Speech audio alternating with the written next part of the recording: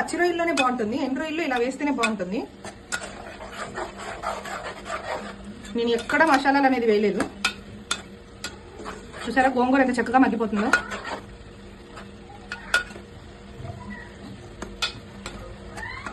దీన్ని ఇంకా మలపాల్సిన అవసరం కూడా లేదండి. ఇప్పుడు ఒక్కసారి ఇక్కడ ఉప్పు చూసుకొని, సూపర్. నాకు ఉప్పు కూడా బాగా సరిపోయింది, నేను ఇంకా ఉప్పు కూడా వేయట్లేదు.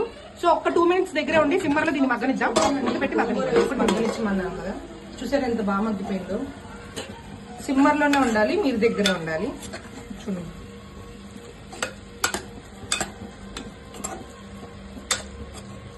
సో టమాటా కానీ గోంగూర కానీ చాలా బాగా మగ్గిపోయింది.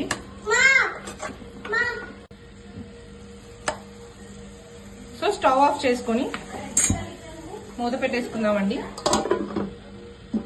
ఒక 2 మినిట్స్ అలానే వదిలేయండి. స్టవ్ ఆఫ్ చేసిన తర్వాత కూడా ఆవిరికి ఇంకా బాగా మొత్తం లోపల